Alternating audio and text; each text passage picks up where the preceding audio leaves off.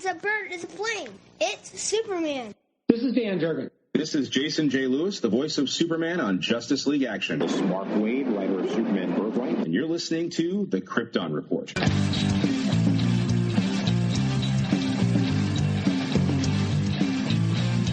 The Krypton Report podcast is dedicated to all things Superman, Supergirl, and the planet Krypton. We discuss movies, TV, game, comics, and all things DC.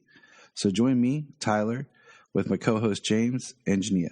Welcome to the Krypton Report. I am your host, Tyler, the Superman of Blue, the man of tomorrow, and with me, as always, that handsome man who lives close by with the muscles, the beard, the might, the power, James. Hey, what's going on, Tyler? Just usual. Live in Ohio, getting over this cold. I don't. With you and Brian, I don't need any other hype. That's the truth. That's my goal. But hey, we're not alone today. No, we have a very special guest, and I'm pretty psyched. And I don't want to hype too much, but I'm really excited to talk with this person because not only is he a fellow podcaster, not only is he a DC fan, I've been listening to his podcast now going on 7 years.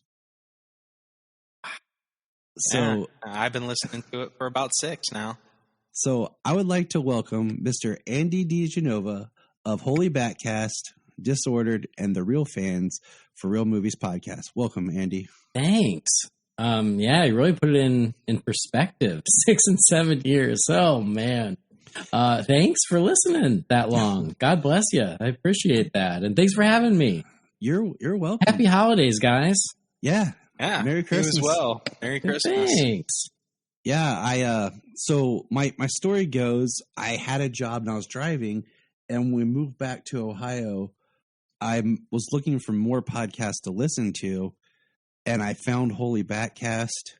This was in summer of 2014, and the first episode I remember listening to was when you talked with, the name evades me, but he had worked on Batman Returns. Oh, yeah.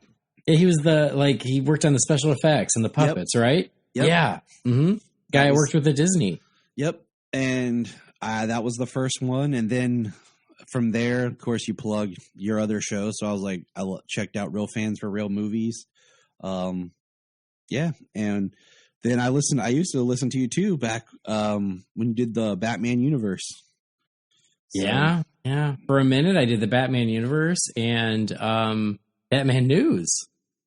There was a quick minute there on the internet where I was on 3 major Batman podcasts, and it was just too much. It was all too many. Oh, I understand, because James and I, we've had a plan. We were going to launch this fall, but ironically, both of us ended up moving within a month of each other. We were going to launch our Supernatural retrospective podcast, but we'll get there. The show was on for 15 years. It ain't going nowhere. We'll get there, James. We'll get there. Oh, yeah. Absolutely. But no, I've been a big fan of your podcast. I've listened to them since then. And not to toot too much horn here, but your podcast, Holy Batcast, and there was another podcast that actually, when I decided to do my own show, were the two that kind of inspired of how I wanted to do my show. That's awesome. I love that. So thank you. You're welcome. I got started in podcasting at the end of 2014 I was on a podcast for Gotham, and we just reviewed Gotham and did some Batman related things. And then I spun out and started this show myself in 2015. So, I mean, that's 6 years ago, so when you start putting it in time perspective, it's yeah, but we're here and we're here to just chat. And this is part of a series that we've been doing where we're just here to chat with other podcasters, about our fandom, about why we do this hobby of talking into microphones and recording ourselves. So, Andy, go ahead and kind of give us a history, first of all, on just your DC fandom. We know you're the Batman guy, and we know that there's hours of Holy Batcast for people to check out, but let's kind of compress it in a nutshell of I think we're at 320 episodes, somewhere in there. So yeah, over. I want to say that sounds about right, because I was listening to your Titans, your most recent episodes as of this recording. You were talking about Titans season 3. Yeah, it Which came is- out last night.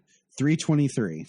All right, there you go. 323 episodes. So And I this have is- that queued up. and when this airs, this will be our 301st episode. oh wow. All right. Congrats. Thank 300. you. That's amazing. That's great. I'm cracking Okay. open my Zoa, guys. Ready? Thank you, Dwayne Johnson. All right. So I tell you about my DC fandom that Yeah. eventually led me to wasting so many hours of my life talking about Batman and the DC universe on the internet. I feel like I've told similar stories in the past, but I've loved the DC characters pretty much since I can remember. I don't even remember the first time I saw Batman or Superman or Wonder Woman, but from my very earliest memories, I was always drawn to them. Like, I remember when the Superpowers action figures came out, I was entranced by them and I wanted them so badly, and I never really got them. The only one I ever got was the Joker. I wanted the whole line of them. I remember like going to a friend's house and he had them all. And I was just like, these are the coolest. And he had the Batmobile and the Hall of Justice. And I just knew I liked it. I knew they were colorful. They looked cool. And even as a little kid, I was just like, I like that. My grandma had like a Batman coloring book that she had bought. And I read it like it was an actual book. I was less interested in coloring and more interested in just reading it and looking at the pictures. So yeah, like I just always liked them. Same thing with Superman. Like I remember when Superman, the movie, was on TV, it was like an event where I was like, oh my God, they're going to show Superman. And so I have to watch it tonight. So I was super into it and I was just drawn to it from a very early age. I remember having a Wonder Woman coloring book that was like the Linda Carter Wonder Woman. And so, yeah, like it was just this natural attraction I had for these characters and for this world. And like so many people in my age bracket, I think you guys are pretty close. I'm not quite sure. I'm 36. Okay. Okay. So you're both a little bit younger than me. I'm 43. But for me, the biggest event in the world was Batman 89. And again, I already liked Batman up until then. I was already watching the 66 series in syndication, so I already liked it. But that movie, I mean, it was a landmark. Right? It was just the biggest thing in the world. And I bought into it hook, line, and sinker. And it captured my imagination so completely that year, especially that summer, that like I could not get enough Batman content. Every extra penny I could scrape together was to buy another piece of Batman memorabilia, a Batman comic book, whatever. And I even then, I was 10 years old. I wanted to be like an expert on Batman. So I remember watching Batman 66 and it was like King Tut. And I was like, well, where's King Tut from? Is he in the comics? I need to find a comic book with King Tut. Like I was just, I couldn't get enough Batman, and it was all around that movie. I read the novelization. I read the comic book adaptation. I read the official book of Batman. And so, yeah, it just became this obsession with me. And then it became a lifelong obsession. So Batman is my one true love, but I love the whole DC universe, and if you listen to Holy Batcast, you know that is I love Batman first and foremost, but I love Superman. I love Wonder Woman. I love Green Lantern. I love Flash. I love Blue Devil. Y'all know that. Yeah. So I got excited when Swamp Thing was on. I was I like, know. Andy's cheering. Andy's, I know. My day. He's got a fist in the air, like finally. My Right? day had come. Right? Have you watched the recent episodes of Young Justice of season 4? I am like 2 episodes behind. All right, we're not saying anything else. So, but based on your question, it sounds like I need to catch up as soon as possible. So yeah, I mean, like I said, it just captured my imagination so much, especially in 1989. And then I became a comic book kid, and all through, middle school, junior high, high school, I was a comic book kid. I collected comics. I collected comic cards. Any superhero piece of media, DC or Marvel, that I could get my hands on, I would just love. Especially because back then, and we've talked about this a lot, especially because we're so spoiled now, is back then, like, we were starving. So any little thing we could get our hands on was a huge win. God, I remember like recording the TV show Mantis. Do you remember Mantis? Yes. That had Carl Lumley in it. Yeah, Carl Lumley, exactly. And because I was like, it's a superhero show. I don't even care. It's not based on anything. It's a superhero show. I'm going to watch it. So, yeah, it just became a lifelong thing. And then once I realized that Batman was here to stay, I just embraced it and made it part of my persona. Got my Batman tattoo, started a Batman podcast. Like, I loved your gender reveal. Thank you. That was Batman themed also. Yeah. Well, and it was basically we had the best plan, the best laid plans, but they don't always go as planned. But my wife, God bless her, Catherine, she's so cool. And like, I never have to twist her arm to do anything cool and nerdy. And she's like right there with me. So I love that. She's awesome. That's the best. That's what makes it perfect. She is totally an enabler in my geek life, and I love her for it. I mean, like, while I'm talking to you right now, I'm sitting in my office, and my office is all bad, as you would expect. And again, she helps me with it.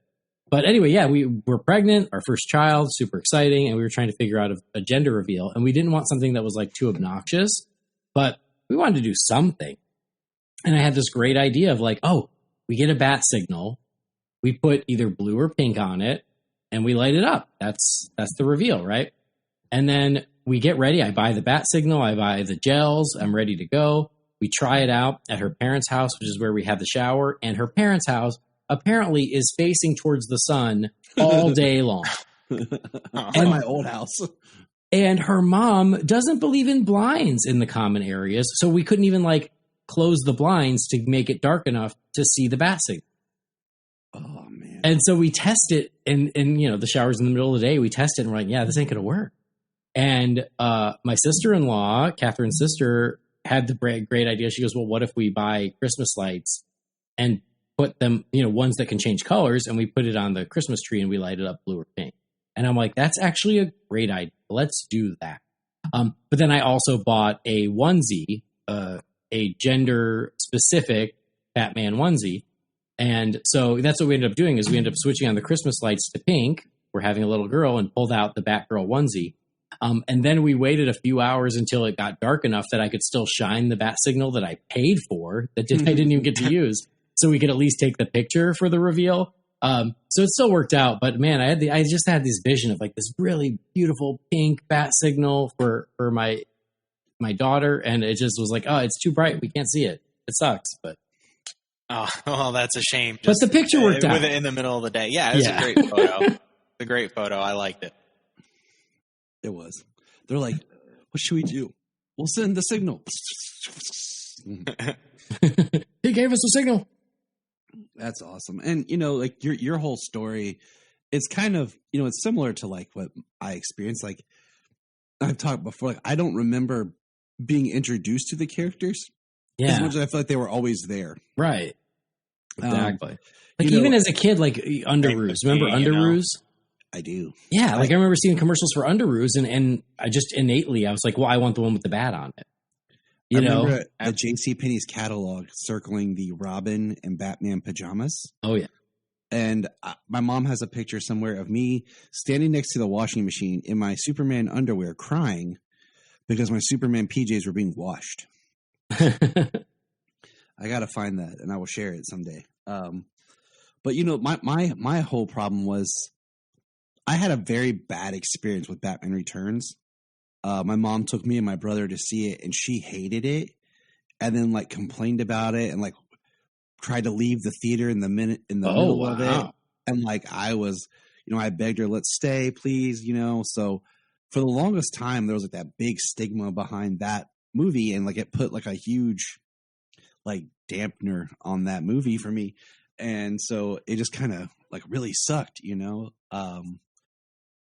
we still had Batman '89 and then of course the animated series, and it was just like a horrible experience that I bring up because when I hear people talk about like their experience with Batman Returns, it's like mine was not good. I'm like, because that was the first time where I was old enough to go see a Batman movie in theaters. Mm-hmm. And it was not a good time. Yeah. It was not fun. Oh, that's terrible. I mean, I remember going to see Batman. My mom took me to see all the movies. Same with me. They were just always around since I could remember. Watching Super Friends on TV, Linda Carter, Batman 66, Chris Reeve effects. Yeah, Chris Reeve meets just everything was always on, always there, you know. And then there was always something as we were growing up. 92, there was Batman animated series. 96, Superman, Justice League. So yeah, it was always there. Luckily, my mom didn't complain about Batman Return. I remember the VHS Batman 89 with the gold bat symbol on it, black case, gold bat symbol on it, and then the Batman Returns with all three of them head over head. Yep. On the front of the totem VHS pole case. Yep. What's funny is I have the Blu-ray box set of the Batman anthology films, and my kids just started calling them by the colors. So Batman 89 is gold Batman. Okay. Batman Returns is white Batman. Batman Forever is green Batman, and then Batman Robin is red Batman. I'm like, okay, that's how you do it. I'm like, that's fine. They're like, Daddy, can we watch this one? I'm like, sure. What's their favorite? Well, it kind of depends, honestly, because they like them all, but it's just kind of their mood. Mm-hmm. Because, you know, I'm a Schumacher lover because I see the value in those movies for kids. Mm-hmm. Because I see like how much kids like those, and then they kind of work backwards. Like my kids love Forever and Batman and Robin, and then started like going into 89 and Returns. Mm-hmm. Because a lot of times it's just the villains. Because my son loves Bane, even though, you know, Batman and Robin's like the worst Bane ever. Right. So he always gets a kick out of that. And of course, you know, Batgirl's in there. So my daughter's like, Batgirl. I've always liked Bane, so when I was younger and that movie came out, that was okay. But shortly thereafter, it was like, no, that was all. Well, it's like I've always loved Two-Face, you know, in the animated series and the comics. So when, you know, they were going to do Batman Forever and it's Two-Face, I was like, yeah. And then you watch and you're like, yeah. And then you grow up and you're like, okay. Not so good. Not exactly the Two-Face that I wanted. Yeah, not the same as I remember. I remember when Batman and Robin was coming out, I was, you know, I don't really like either of the Schumacher films, but after Batman Forever, I was like, I knew what I was getting with Batman and Robin. I was already kind of ready for it. And so I wasn't really looking forward to it very much. But like the one hope I was holding out, so I was like, yeah, but they're putting in Bane, which is really interesting because at that point, Bane was still really new. Yeah. But you know, they did the whole Nightfall arc, and so Bane was this brand new big bad. And the fact that he made it into a movie so quickly, I was intrigued by that. I remember talking to my good friend Dilip about it when the movie was coming out. I'm like, yeah, they're doing Bane. Like, that's interesting. The trailer doesn't look so good, but we'll see how Bane turns out. And then we go see it, and we're like, and yeah, I should have known everything. You're like, I should. The thing about the Schumacher movies, the action figure of Bane was really cool. Oh, it's great. Yeah, for the movie line. For sure. Batman It's rad as hell. And I also remember seeing the action figure for Batgirl and going, oh, cool, she looks pretty good. And then going to the movie, and I'm like, why doesn't she look like the action figure? It looked better. Yeah, that's a whole nother story of how they had to change her costume, and she has the cowl for like 3 seconds when she's on the motorcycle. Well, and it's like too big for her head, so it looks dopey, and so disappointing. What's interesting is like the Schumacher movies, like I said, like they are what they are. I made peace with them. Oh, me too. Like I don't love either movie, but it's like, yeah, exactly. They are what they are. They're kind of fun in a nostalgic way. I can see your point is like, yeah, something easy for kids to watch that you don't have to worry about. And the thing about Batman and Robin that I loved was the excitement for it and the merchandising. Because I just remember that summer, like Taco Bell had the cups and the games, and like you could find the toys everywhere, and like the cereal boxes, and I really miss that. Yeah, like we never get that anymore with anything. And that was just that summer was just you could find it everywhere. And now, I mean, you're talking about if you think about going back in time, 97, we got 3 comic book movies that year, and none of them were wonderful, you know. And then we got Steel, Batman and Robin, and Spawn. I was trying to think of what the third one was because Batman and Robin and Spawn, but I was like, what's the third? Steel. Yeah. Which I only watched for the first time. Best. What was that? I said, and sadly, probably Spawn's probably the best of them. Maybe. Maybe. I haven't gone back and watched Spawn in so long. Like, I'm afraid to. None of them are great.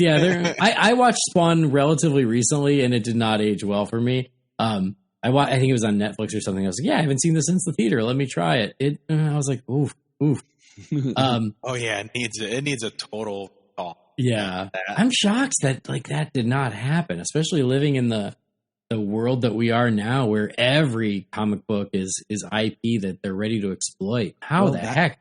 Well, that one's being slowly done by Todd McFarlane himself. Like, he's got Jamie Foxx signed.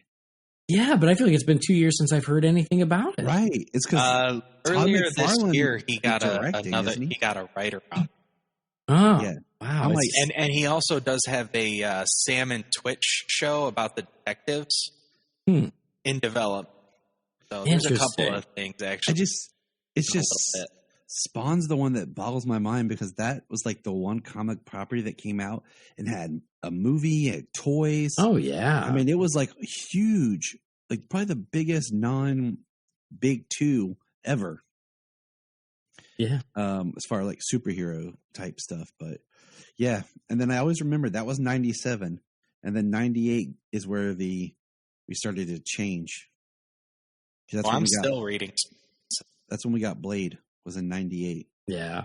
And that's when the landscape started to shift. And Blade rules. I feel like Blade still holds up. I watched that relatively recently too, Blade and Blade 2. I did a little double feature, I think maybe 2 years ago, and I was like, no, these are still pretty damn good. They are. You know, a little bit of the effects stuff, but that's to be expected. But for the most part, they're both really, really good movies. Yeah, they are. And then we get that poop show that's Blade 3. I know. It's so sad. Blade Trinity. So I've still only ever seen that once in the theater. One of these days I'll get brave and revisit it. But for now, I'm good with the Blade double feature. Like, good luck with that. There's only 2 Blade films, guys. Yeah. No, Andy, there's a third. No, guys, there are 2. And there never was a TV show. But all right, we'll keep moving on. We can just run down memory lane here. So we understand that Andy loves Batman. I love Batman and the overall DCU. And that's how we are too. Like, of course, this is a Superman based podcast, and we love Superman, but I love Batman too. And I love all of them. I mean, I have a Batman tattoo, a Superman tattoo, a Flash tattoo, and an Aquaman tattoo. Hey, sounds like I got some catching up to do. So, and then I had kids. I want to get Robin on the opposite arm, because I've got Batman on the left arm. I want to get Robin on the right arm. That makes sense. So here's what we're going to do. We're going to play, it's kind of some questions, and we're going to I got some Superman kind of questions, and it's all your opinion, Andy. Like, okay, good. Because I didn't study. No, I didn't know if this was trivia. No. I already failed before we started the show. He sprung it on me too, so. Okay. Hey, this is what I do. But it's kind of just, it's your fandom, like your opinion. And we're going to kind of throw in some Batman questions too. Just Thank you. I said, for people who haven't listened to your show, who will be intrigued now to go listen to your show. So let's see. What is your favorite version of Superman? That means in live action, a comic movie, whatever. Like, what's your favorite version of Superman? That is an excellent question and so hard to answer. And you can talk about and explain it. Yeah, I mean, oof. There are no wrong answers. This is true. Oh my God, that's so hard to answer. Because the 3 that jump to mind are, of course, Christopher Reeve, Henry Cavill, and Superman the Animated Series. Those are the 3 that like jumped, because I love all 3 of them. I don't know if I can pick. And that's okay. Yeah, I mean, I feel like, yeah, because they're all 3 amazing, right? Mm-hmm. And then the comics. I mean, I love Superman in the comics, but I'm not the connoisseur of Superman comics where I can say, oh, this arc or something like that. But obviously, Superman in the comics is terrific. Especially like when I was really deep into the comics in the 90s. I loved Superman as well then. But I know it's sort of maybe it's just the sentimental answer, but it's the same reason I picked Michael Keaton as my favorite Batman. I still think I got to go with Christopher Reeve, but just know that it pains me to pick one of those three. Oh no, I totally get it, because I think they're all just so.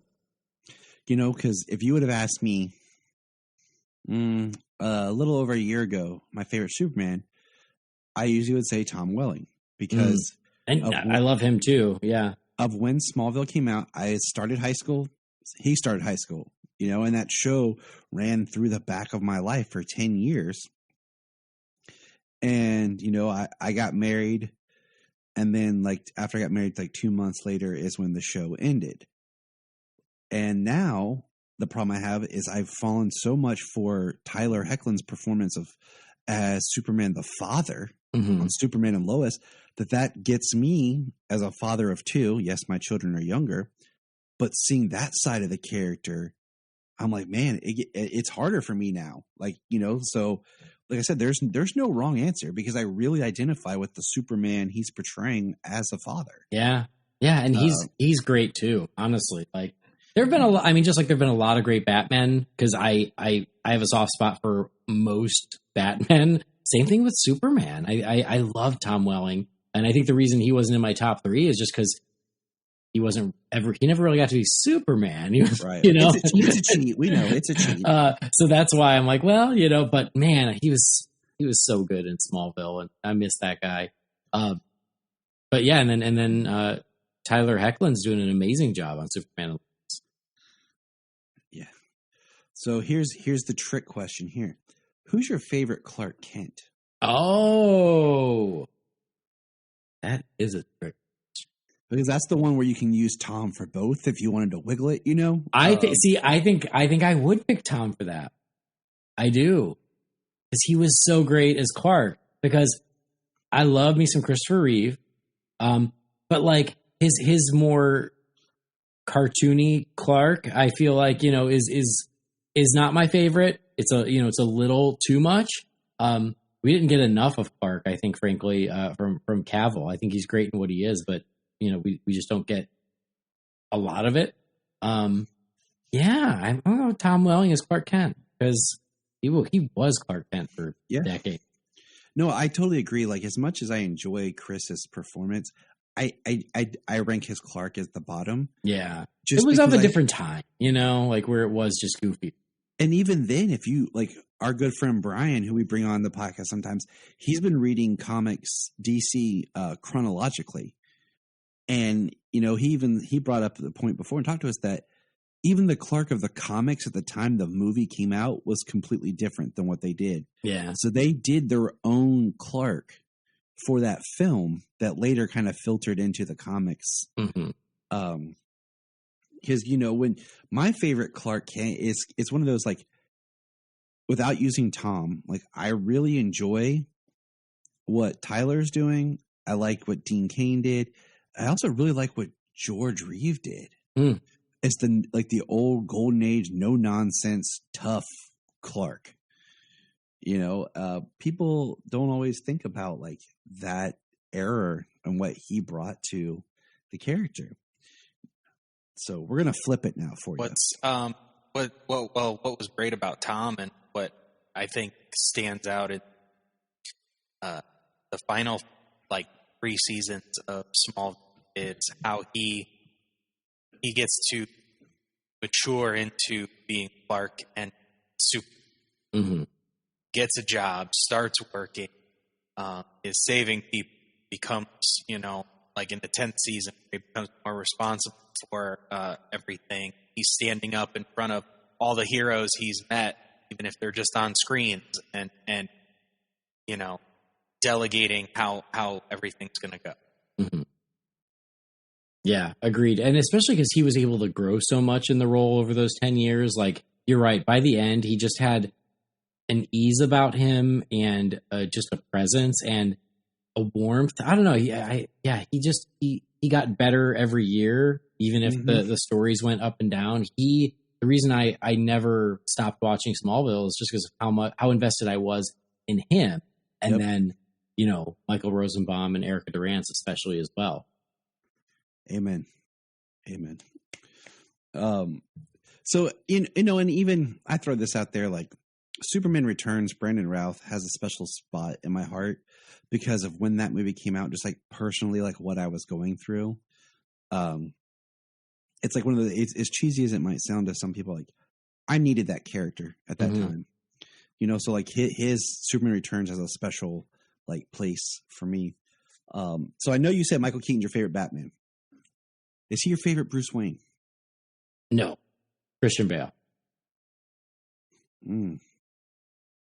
I feel like Christian Bale really, like Michael Keaton is my favorite Batman again because he's the Batman. He was the Batman when I truly fell in love with Batman.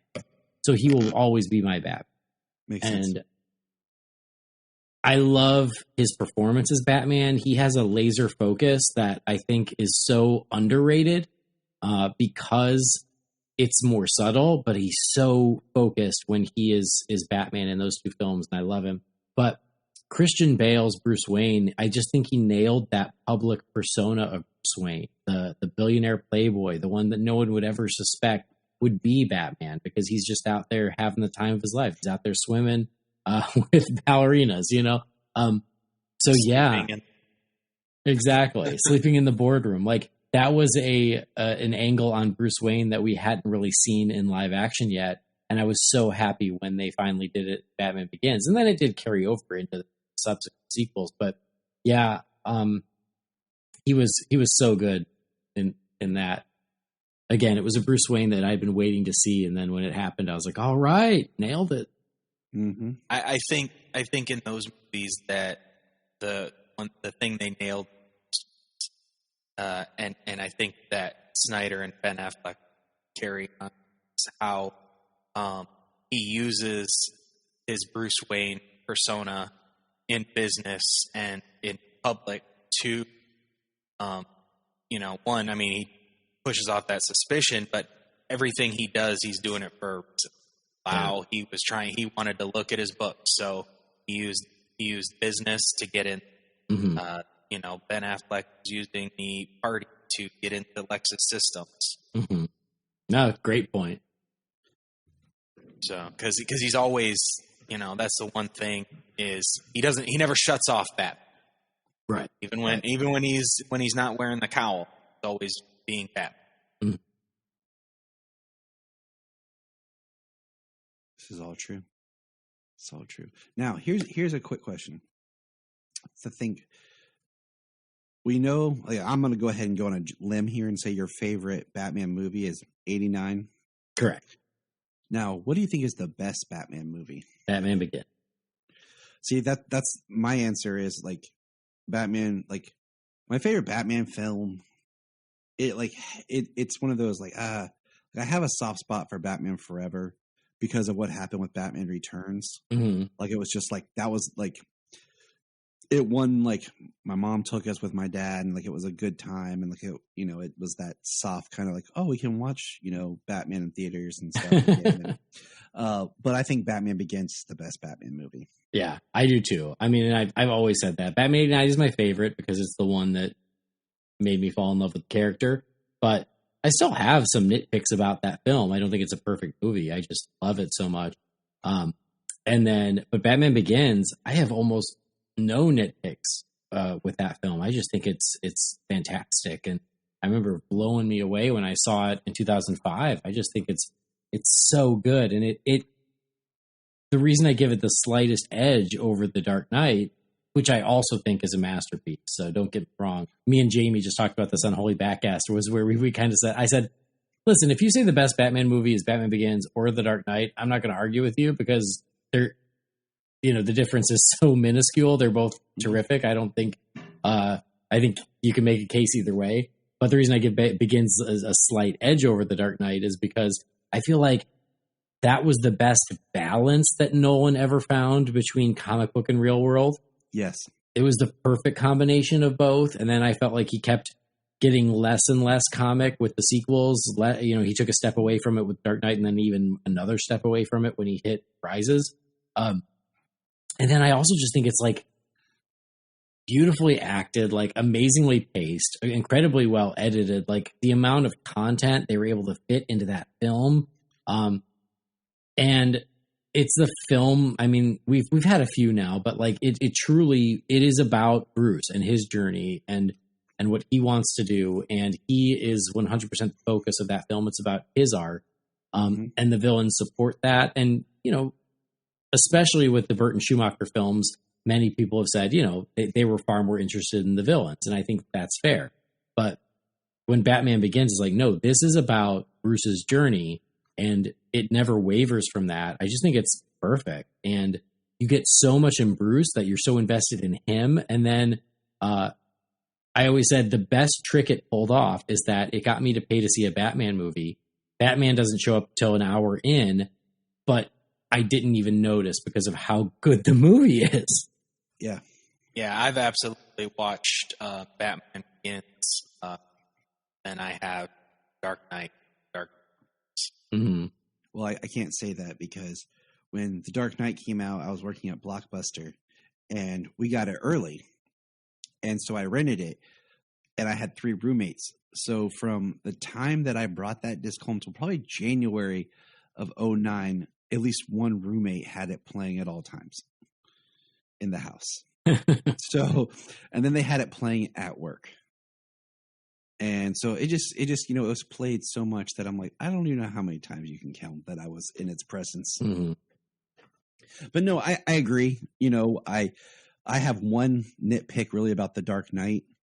My Dark Knight nitpick is the end where he's like, I killed those people, Mm-hmm. We couldn't, if we're going to lie, we couldn't have flubbed it so that the Joker killed those people. Like, we couldn't have worked that around somehow. Yeah. Like, instead of blaming me and blaming Harvey, we could blame the Joker. Mm-hmm. Right. I've always had that little nitpick. Like, yeah. And I do think that those, is those little things that for me hold The Dark Knight back just a tiny bit. And again, do not get me wrong. I love The Dark Knight. I think it's terrific. But there are little things like that where you go, oh, well, where if you think a little too hard about it, you go, oh, does that really make sense? Just like, I mean, a lot's been made of like the Joker's plans are so insanely intricate and require everyone to react exactly one way for any of it to work, where it's like, there's no way he could have predicted this is how it would go down. But in the world of this movie, we just have to assume that it did, right? That he's just that good. But I'm like, nah. So stuff like that where you're like, okay, just go with it, right? Just go with, he's an evil genius and he really was able to work things out that well. Okay. Yep. So here's the next question. If you could have and own and wear one of the bat suits, what would it be? Oh, good question. I think I'd still go with Batman 89. I think. Yeah.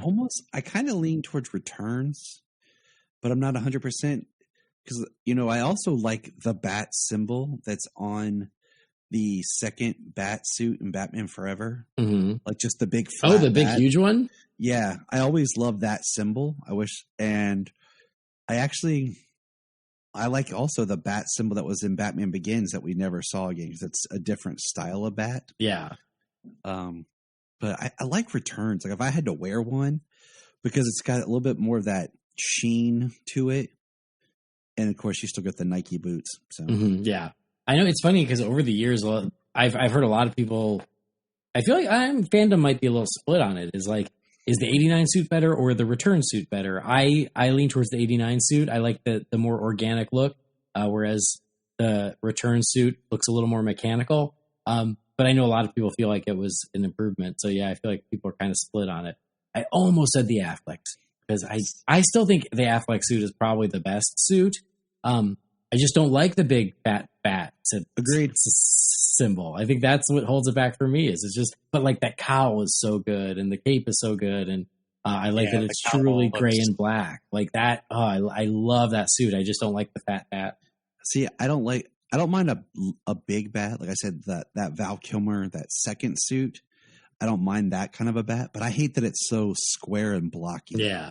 On the Affleck suit. I'm like, you were almost there. Yeah, you're this close. You're this close. Yeah, that suit's fantastic. The cowl made to look so scary. Oh man, it's great. It would be something to get used to, though. Even wearing the suit around the house, you have to turn your whole body. See? Yeah. Huh? So now we'll jump back on the other side. What's your favorite Superman movie? You can be live action or animated. Just favorite Superman movie.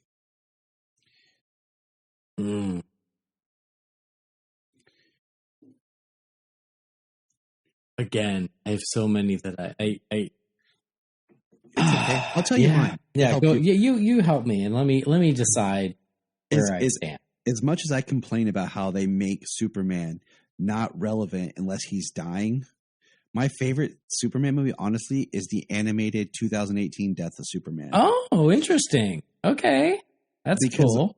I loved the version of Superman. I loved how they did the Lois Lane relationship. Mm-hmm. I loved how they did the whole Doomsday fight. I love Bibbo in that. Like, it gets me every time at the end where Bibbo's doing his prayer straight from the book. And I thought it was just a very well-made film, period. So it just, I tell people that because I'm like, there's always little things, nitpicks about all the live action ones, but I'm like, that one, if I had to pick, that's kind of where I lean to as my favorite.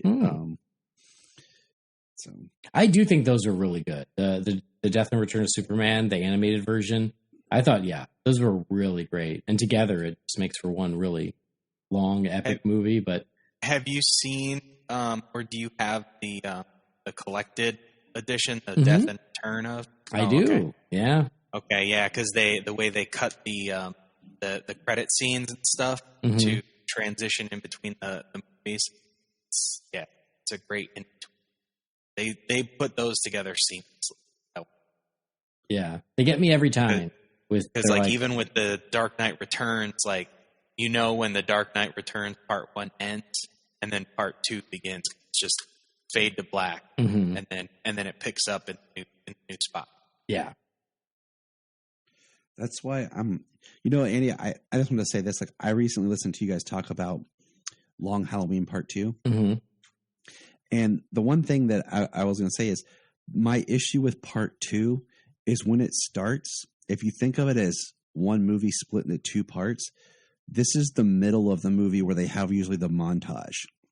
So the fact that Long Halloween 2 starts with a montage just feels so weird. Yeah.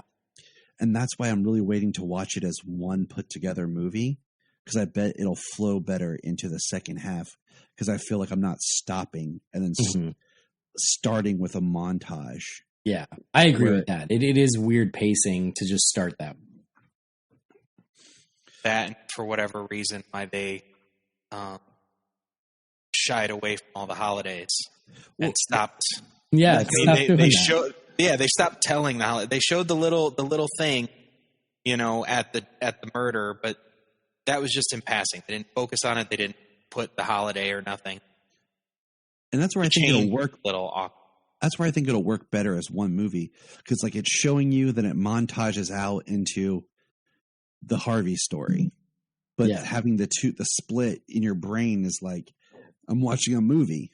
This doesn't feel, it's not paced like a regular movie, because technically watching the second half. But anyways, back to that Superman movie question. Right. Okay. I think I got an answer. Because it's my favorite. I don't necessarily think it's the best, but it is my favorite. The way I always make these decisions, I pretend all of them are sitting in front of me, and I have to pick one to watch. Which one am I going to grab to watch? Superman 2. All right. That's the one I'm going to pick. Any preferred cut? I actually prefer the theatrical. Not because I don't see the flaws, but because the Donner cut is incomplete. And so it doesn't quite work. It works as a what might have been, but I feel like it doesn't quite work as a movie because of they didn't have everything they needed. Yeah. And that's why I still would go with the theatrical, because it still feels like a complete movie. Whereas the Donner cut, that whole the whole gun scene, it's so obviously doesn't match with the rest of the movie. There's one camera shot the whole time, and it just doesn't. It takes me out of it. You know what I mean? Oh, I understand. it's weird because I don't have a preferred cut either. Yeah. And so I've watched them both sometimes so interchangeably that sometimes I forget what's in what. Mm-hmm. But I totally understood. Now, Andy, have you ever seen Superman Redeemed? No. I'll send you that link. What's that one? I just did an episode of the podcast Digging for Kryptonite where we talked about it. It is a fan, like high quality fan edit where the person who's referred to as a digital man edited Superman 3 and 4 together as one movie. And they used the bombing scene from Superman 2 in it. And they use that as like the nuclear catalyst for why Superman goes to disarm the world. It's fan edits sometimes can be very like hit or miss, but like it's a very high caliber quality fan edit. And it's just one of those that it's kind of worth notating because it is so good. And just because of, the history of what, became Superman. Yeah. That's interesting. Yeah. I never heard of that. I will send you the link. I have it in my Dropbox, so I'll send you the link to my Google Drive. You can just grab it from there. All right, cool. It's totally worth a watch because you'll be like, wow, this is quality editing and creates a story out of two films that really does redeem kind of that Christopher Reeve legacy. That's great. All right. Favorite Superman suit? Oh.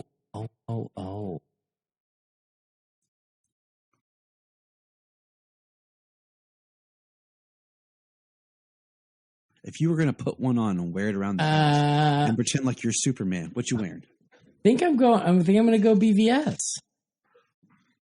All right. Like I said, there is no wrong answer. Yeah. I feel like it's mostly interchangeable with Man of Steel. There's some slight changes, but yeah, I think I'll go with BVS on that one. It's a good one. I think it's, I'm out of the Cavill suits. I like the cuffs on the Man of Steel suit and everything, but I like the blue in the BVS suit. I think that's why I picked it. Is the blue feels a little bluer in BVS, and that's why I'm going with it. Just a couple more questions, then we'll switch topic here. When it comes to Superman, trunks or no trunks? I don't care. See, that's a great answer. I find it the most silly thing that so many fans, like, that's the hill they want to die on. I don't understand. It's like totally not even an issue. Give him trunks, don't give him trunks. He's still Superman. I'm good. My rationale, and James and I have kind of come to this, is if it isn't the comics, I don't care. Live action, I prefer no trunks because I think you can make a suit work without them. Mm-hmm. And, the Brandon Routh suit, it looked good with the trunks. But sometimes it's really kind of tricky. And also, if you watch the way they shot him a lot, you didn't get full body shots sometimes. And, I think you can work without it, but it kills me, just like you said, that's the hill that some fans want to die on. It's like, so funny. He has to have these trunks. Yeah. Doesn't affect me anyway. If you could have one Batmobile to drive around as your day car, what would it be? Burton Bat. See, I used to say that, but I often think that I wouldn't mind having the 66 as like my day car. No, like if we're talking like, sunny day and more functionality over style, I'd agree with you. 66 convertible, nice. But for just the pure style, always the Burton. Yeah. I mean, I love the Affleck Batmobile. It's pretty good. Yeah. I think it's a nice pairing of like the Burton and like the Tumbler. Mm-hmm. But sometimes I feel like it's a little too aggressive. Yes, yes. I'm going down the road like the bottom. Well, who doesn't want to be pancaking cars driving down the road? The bottom of my Andy dealt with LA traffic. I bet he wish he had that back then. Many times. Many times I wish I had that or the Tumbler. I just drive over people. The Tumbler is my bottom, like, least favorite Batmobile. Really? It just, because to me, it doesn't feel like a Batmobile. Mm-hmm. It's because we're just saying the Tumbler. Like, That's kind of what you. It always bugged me that they never called it the Batmobile.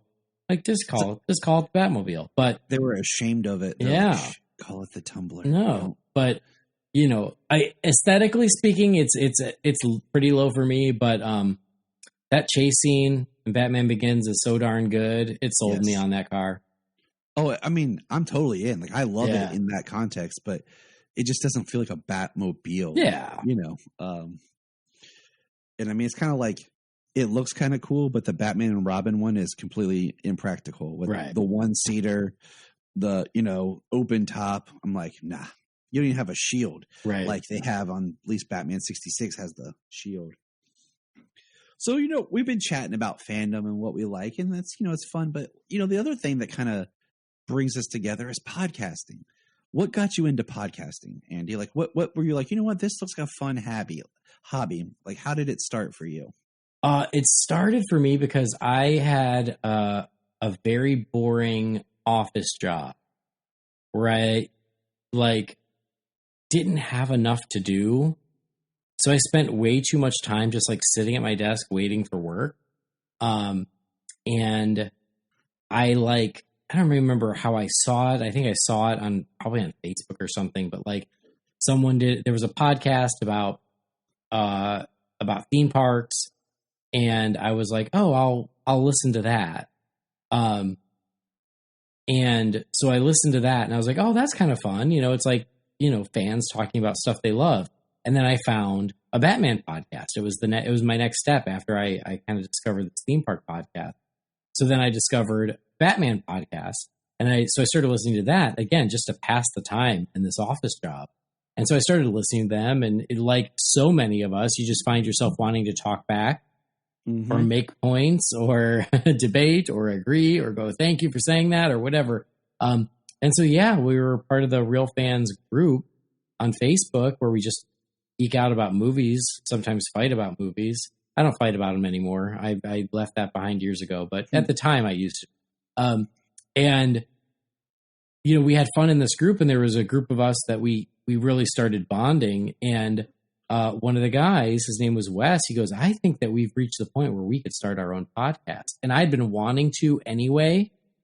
And I just needed that kick in the butt. And I was like, okay, I'm in. Let's do it. And so pretty quickly after he said that, I think within a few weeks, I did all my research and figured out how to do it. And that's when we launched the Real Fans podcast. Awesome. Yeah. And so that's how we started. Real Fans, we started at spring of 2013. The only reason I remember that is because the first thing we reviewed was Oz, the Great and Powerful. Nice. Yeah. Which I feel like a movie most people have forgotten by now, but. Yeah. I mean, it was the last directed Sam Raimi film until. Oh my God, you're right. The upcoming Doctor Strange 2. Yeah, that's true. So that makes it easy to remember the first episode of Real Fans because I knew that was March of 2013. And then, we had so much fun doing that. And then I realized at that time, I looked, there was only 3 Batman podcasts in existence, maybe 5, very few, less than 10, let's say that. Batman podcasts at the point where I was like, well, I'll start my own, I'm shocked there aren't more of them. And so that's when I started Holy Batcast about a year after starting Real Fans. And then, then it just sort of snowballed and I started doing more and more of it to the point where maybe too much, overextending myself.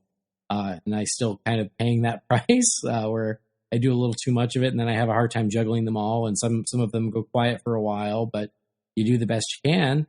But it's just been this really fun creative outlet for me ever since where it's fun to talk to like-minded individuals or friends and geek out about the stuff you love and hopefully friendly debates about stuff you don't agree on. But it's just been a lot of fun and it's a great way to just step away from everything else that's going on and just enter this world where we talk about what we love for an hour or two and just a nice escape. It's a nice outlet. It's a nice hobby.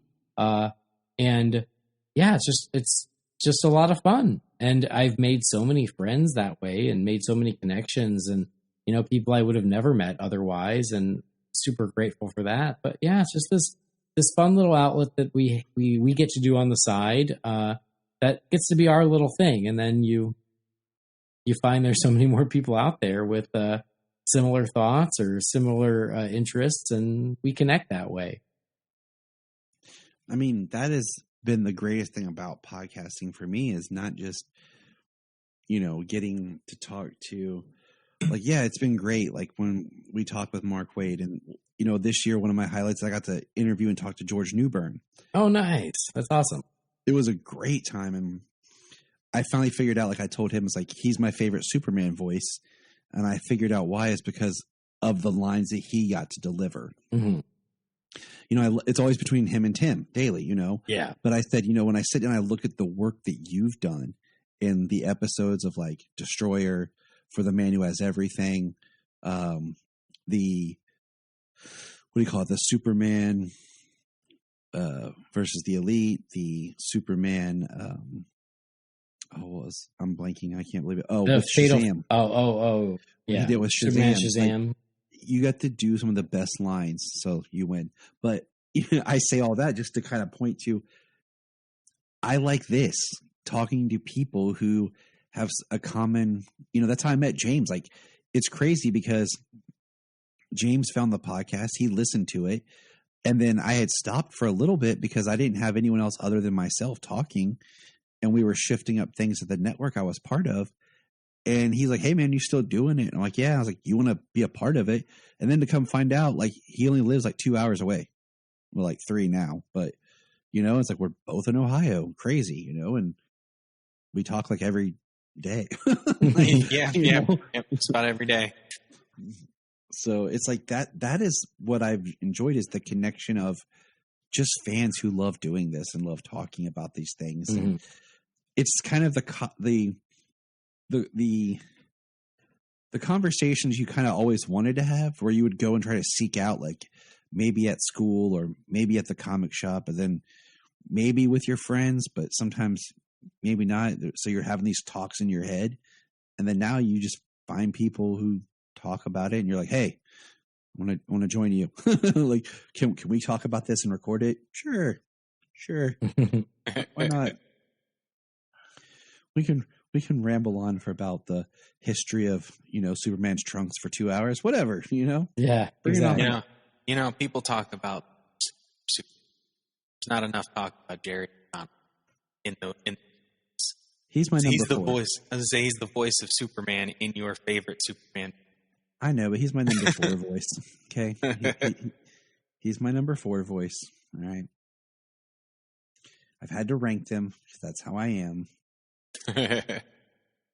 But it is true. I mean, I feel like for, especially 20 years ago, when superheroes weren't everywhere, this, geeks have not inherited the earth yet. And, you would try to find people to talk to this stuff about, or you would bore people who didn't care about it because you just wanted to talk about it. Because I remember doing that plenty, especially in school. Yep. And now, because of stuff like this, you can have those conversations for 2 hours about something as simple as a Superman costume. And you talk to people who care just as much as you do, who want to spend 2 hours of their day doing that. And then you find the thousands of people out there who want to hear you talk about it for 2 hours a day. And so the fact that this thing exists, that it allows us to find these like-minded individuals and have those conversations, it's pretty awesome. It's kind of magical. It really is. Absolutely. Because of that, because where Tyler lived, every time I go to Columbus, I'm not too far away, down for the Arnold Sports Festival and visit my good friend. Nice. That's great. On Holy Batcast, I got Jamie and Brendan most often, who joined me for that show. And Jamie lives in Indiana. Brendan lives in Australia. I've still never even met Brendan in person.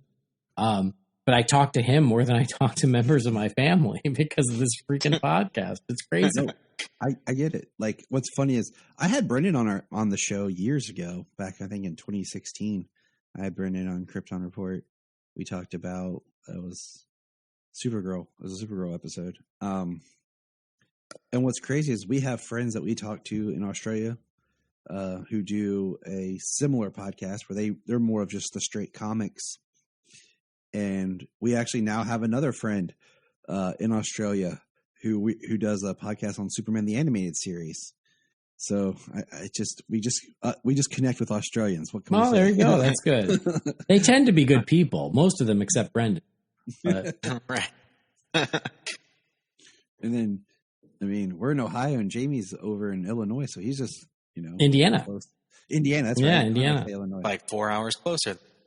Yeah, I was like, wait a minute. I know it's one of the I ones. I flipped it. Even closer. Even closer. I think from what I've heard, he's near or around Fort Wayne. I mean, yeah, honestly, that's only just a couple of hours. I could be in Fort Wayne in like 2 hours. Wow, there you go. He's probably actually. I was going to say he's actually probably closer to me than Tyler is. I think he is, just because I've been to Fort Wayne before and it wasn't that bad of a day trip. So I'll send you his address. You can show up. Tell him I sent you. Andy sent me. He said, "Bring him a pumpkin spice latte. He'll be fine." Right. Oh yeah, that's what I was going to tell you, Andy. Like where I live, we have a pumpkin festival. It's called the Pumpkin Show. And so basically, I just call it how we worship the Great Pumpkin. Ooh. Because it's everything pumpkin could possibly imagine and then more stuff that you would never think of being with pumpkin. Awesome. I'm into it. Oh, totally. Ain't nothing like fall in the Midwest. It's true. It's true. And that's the one good redeeming quality about Ohio is the following. The fall. And that Superman was created here. And we have the Siegel House for history. Oh, okay. There's the good things I love about Ohio. Awesome. The fall and that Superman was born here. And what other reasons do you need? Yeah. What else? What other reasons do you like Ohio, Tyler? That's it. Now, have you guys made the trek to Metropolis, Illinois?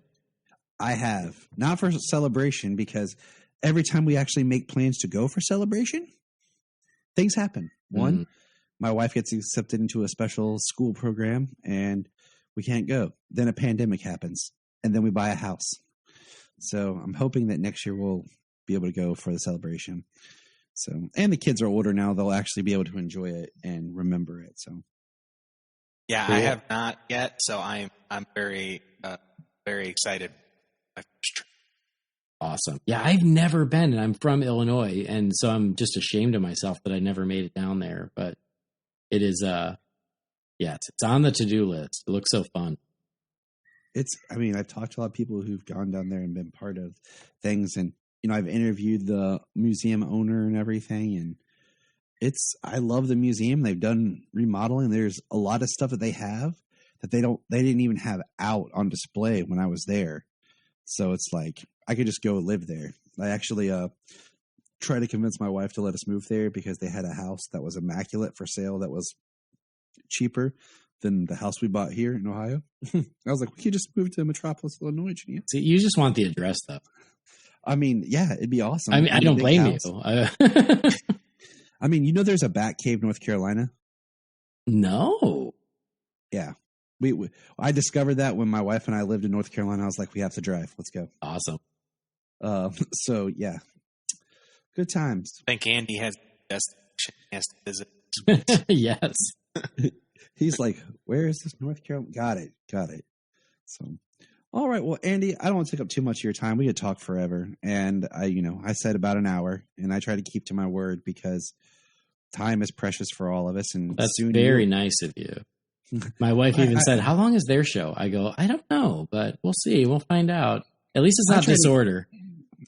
I mean, I'll tell you this. For the first time that I guested on the Always Hold On to Smallville podcast, me and the host, Zach, talked for 3 hours. And my wife's like, are you still talking? I'm like, look, 2 Uber Superman fans meeting for the first time. Yeah, we're going to talk for a while. Yeah. I'm like, but, I'm older now, more mature. You have your wife and your time and soon a baby. So time is precious. So I try to respect that of all my guests. Well, I appreciate this, but this is time well spent. Happy to just chat about Superman and Batman all night. I mean, yeah, I'm excited because, today we got the big announcement about Mark Waid writing the new Batman Superman World Finest book. Uh-huh. So that's going to be exciting to read. Speaking of books, if have not read Philip K. Johnson's Superman in action run. Like, he just started the World Saga. I think there's 2 issues out for it. Fantastic. All right. Note to self. How old is this? Yeah. Well, World. It just started. He just Okay, started. He started writing right after Future State. So, okay. I'm sure a handful of issues are now on DC Universe. Well, that's what I was asking. I was like, now if I can just read it as part of DC Universe, that's perfect. Yep, 1037 just came out. So, And we got to review that one next, James. yes, we do. But Andy, it's been a pleasure to finally get to talk with you. The weird part is, like, I've had your voice in my head for years with all your different podcasts and conversations that I've listened to. So it's nice to actually get to talk to you. Yeah, for sure. Thank you again for the invite. And thank you for your patience while we figured it out. So I definitely do appreciate podcasting. It. Oh, man. That's ain't that the truth? You know, that's life. That's podcasting. Is anyone who gets like bent out of shape because you're scheduling, like, I'm just like, you know what? I don't want to talk because, you know, if I respect you, you should respect me. The fact that we're people, you know, we have lives and we're not getting paid for this. You know, we're doing this for fun, like time. So before we close out, Andy, why don't you go ahead and just kind of plug and kind of give like little pitches about, we've brought up all of your podcasts throughout the conversation. Almost. But just kind of, you missed one. Almost. I know because it's the one I don't listen to because I don't have as much knowledge. It's the Futurama. That's okay. I'm not ashamed to say it's my least listened to podcast, and that's fine. I listened to the first 2 seasons. I've fallen behind on that. That's all but right. I was trying to watch along. So once watching along got behind on listening to the podcast at the same time, oh crap! Now I can't keep listening. You know? Hey, I'm pumped for when Disorder starts cracking to all those Disney sequels direct to DVD and VHS. That's what I'm waiting for. When they're like, today we're going to talk about Hunchback 2, Pocahontas 2, 102 Dalmatians, the animated. Like, all the ones where you're like, oh yeah, they did do that. Brother Bear 2. Well, you know, here's an exclusive for your podcast. You might not have to wait long for that. Yeah. That's what I'm talking about. So yeah, Holy Batcast is what we've talked about the most because that is my Batman show. It's mostly about Batman, but yeah, we do cover anything DC related. Just depends. We do news, but then we also will review movies or animated movies, or like you said, we just reviewed Titan season 3. So any DC media, but you know, we give precedence to we give priority to anything that's Batman first. So that always comes first, but Holy Batcast, then Disorder, every Disney film. When we started it, the plan was to do every Disney animated feature in chronological order, but we did that. We finished it. When was it? Early this year, maybe, I think. Yeah, that sounds about right. Yeah. I've been listening. So we finally finished the initial mission statement of Disorder. We got up to date on the animated features, although a new one just came out, but I haven't even seen it yet. And now we're just kind of cherry picking and doing other Disney films. So, you know, we're recording this in December. The most recent one we did was The Muppet Christmas Carol for Christmas. And then, yes, figuring out what we might do for January. I'm looking forward to listening to that one because I watch Muppet Christmas Carol. All right. Well, give that a listen when you get a chance. And I'm glad you like the Hocus Pocus one. That one was super fun for Halloween. Yeah, it's just because I have such interesting memories. Like, my quick geek story about that is when I met Doug Jones. Oh, nice. And it was like, oh, he was in Hellboy. And I was like, sweet. He was the Silver Surfer. I was like, oh, that's so cool. And I'm talking to him, and then I see like he was Billy Bones. That's when I lost my mind. Like, you were Billy, like, you know. And I'm just like going crazy, and I'm like, oh my gosh. It was just funny because I was like, that was more exciting to me than the fact that like he was in Hellboy or yeah, that was like his big start. Was yeah. I was like, you were in Hocus Pocus. So yeah, Disorder, and then Real Fans for Real Movies, which that's one of the shows that unfortunately suffers from scheduling more than others. But during the holidays, it's very active because we did a Halloween special, we did a Thanksgiving special. Just yesterday, I released the Christmas special. So if you like holiday content, that's a place to go. And then we always try to do at least like the end of year wrap up for movies, and we get it in there when we can. So that's Real Fans for Real Movies. And then why not Futurama? So if you love Futurama, you can listen to that. And me and my best friend Scotty, we've been going through the show episode by episode. We are currently getting very close to the end of season 5, which is the first time the show was canceled. So we're getting really close to getting that original run done, and then we have to get to the straight-to-video movies. So nice. There you go. 4 podcasts that I try to juggle in my spare time. I understand that. I took on just this one because I want my wife to not leave me. That's smart. I mean, 4 podcasts. That's Herculean. It's too much. Yeah, I ran into a colleague the other day, and he's like, "How do you find the time?" I'm like, "Dude, I don't. It's hard. It's horrible." He's like, "I go to sleep at night, and I just talk in my sleep, and I record it, and then I edit it into a podcast. Pretty much. Whichever one I mumble about the most becomes the next episode." Yeah. All right, guys, let's get out of here. We got lives to leave. Thank you, Andy. It's been a pleasure to talk with you. Thank James, you, guys. Thank you for being here. I want to thank everyone for listening. Check out our Patreon. We're doing the Just a Dollar promo. Check out Patreon for Holy Batcast if you're into that. I am. That's where I got inspired to do the Just a Dollar, because I've been giving $1 to Holy Batcast for several years because that's all I could afford, because I do my own podcast. So just remember. And remember, look up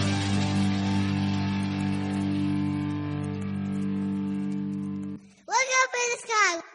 Do you like movies? Of course you do. Do you like comic book movies? Of course you do. Well, our Patreon is launched now. It's $1 a month. That's all we ask. $1 a month to hear great content. And right now, one of the biggest things we're doing on our Patreon is movie commentaries. I am a movie person, and I love to talk about movies. So what we're doing is at least 2 movie commentaries a month. You'll hear the wonderful voice of my wife, Jania, more often, and other special shows. Check out our Patreon at kryptonreport.com/Patreon. And all we ask is, hey, $1. It helps us keep the show on. We're not looking to get rich. We just help with the cost of doing this, and it helps a friend out. You loan a friend $1, you probably have $1 lying around the house and change. So check out patreon.com/KryptonReport. Sign up for the $1 a month and send us a message. You can be on the podcast. We can talk about something, anything you want to talk about. You can join us for a movie commentary if you want. So check it out. And if you want to have a good time, keep listening to the Krypton Report. If you're enjoying this podcast, here's some of our favorite podcasts to check out. Digging for Kryptonite, The Aspiring Kryptonian, Superman the Animated Podcast, The Last Sons of Krypton, The Geek of Steel, the All-Star Superfan Podcast, It All Comes Back to Superman, and Superboy Legacy, Supergirl Radio, and of course, always hold on to Smallville. Check all those out, enjoy those supercasts, and remember, keep listening. The Krypton Report is a Tears production. We thank you for listening and enjoying, and please support us on our Patreon account, our TeePublic store, and check out our social media. Always remember to look up in the sky.